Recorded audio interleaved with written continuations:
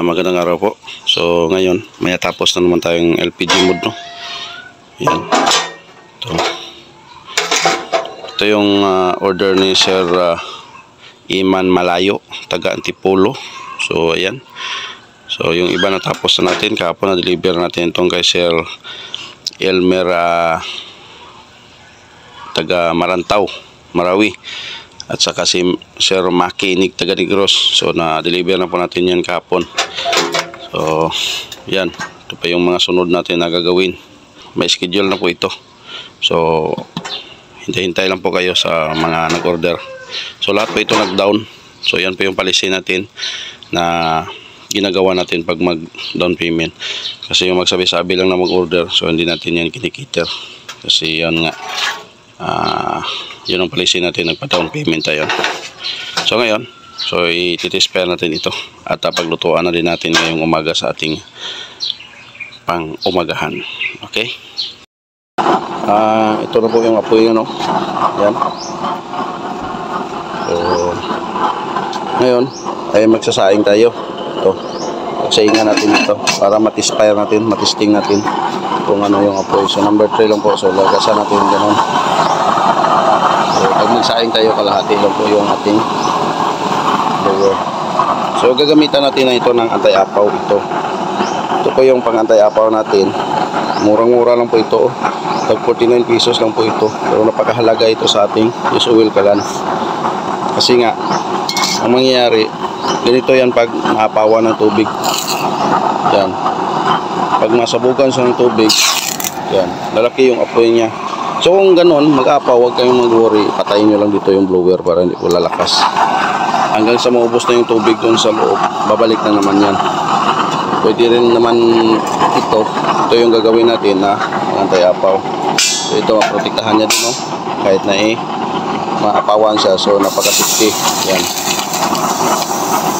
Okay. Safety po siya. Yan ang mangyayari pag maapawan siya. So ngayon, magsasaing tayo. Ito lang po gamitin muna natin. Yan.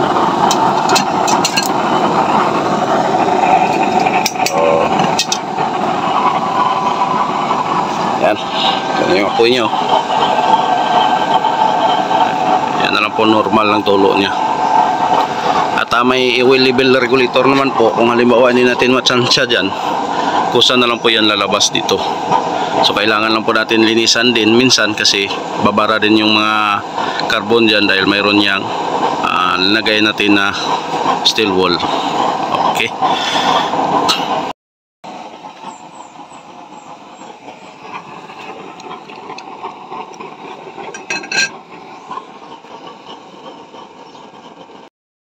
So ayan, yung apoy natin, yung butas natin dyan ay pa-slanting, pagilid. So pero mayroon yung purpose yung curve niya, may na tinedistract niya yung papunta doon sa gilid, papunta din sa loob. Tingnan yung kanyang pulo. Yan, mayroon yung sa gitna. Yan, perfect talaga siya, no? So yan, hinahanap po natin yan dito, hinahanap po natin yan. So number 3. So yan yung apoy niya. So dito, pahina na din tayo dito.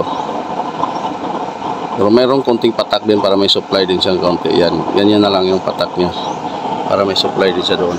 Ayan, o. Okay. So magpain-in na lang tayo para maluto na yung kanin natin. Perfect na perfect ito, Sir Iman, no? Malayo, taga Antipolo, sir. Yan, ito na po yung order niyo, sir. So ito na po, nagpain-in na po tayo, no? So yan, no? Yan yung luto niya. So yan yung natawag natin na LPG mode. Kasi nga, yan, no? Magpain-in tayo. Yan.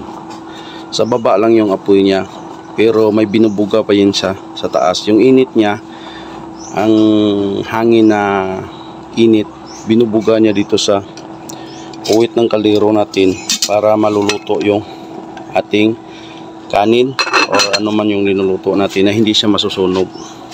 Control na control niya talaga yung sa ilalim lang. So hindi pa siya mamatay kahit na todo turuin na po natin. Number 1 lang po siya. So napakahina lang po. Tapos yung ating apoy ay parang wala nang lumalabas. So doon na lang yun sa loob, yung linuluto niya ng kaunting pinapatak natin na oil, yun na lang po yung linuluto niya doon para ibuga na lang ng hangin ang init papunta sa puwit ng kaldero natin.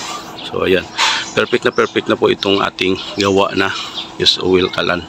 So yung iba sinasabi na yung curve daw, kung hindi ko na curve malakas na yung apoy. So hindi po yan pampalakasan lahat. Mayroon naman tayo pang malakas na design pang ano, ito 4 inches pang dili lang po ito. So ayan, pang dili lang po ito para nga pangluto natin sa kanin, ulam na hindi siya masusunog. So yan po yung purpose niya. Hindi po yun sabi na pang malakasan, pero ito may pwede natin sa palakasan, pwede minahan, kaya tinatawag natin na LPG mode. Hindi yung pang malakihan na chamber na ganito. So ito yung pang malakasan talaga. Yan yung design natin na pang pamalakasan. So yung hindi naintindihan ng iba kung ano yung kahalagaan ng curve. O di ba? So ayan. Thank you. Maraming salamat po sa panonood. Sa bago pa dito sa ating channel, please subscribe at i-click nyo ang notification bell para updated kayo palagi sa ating mga bagong mga video. Yan, thank you.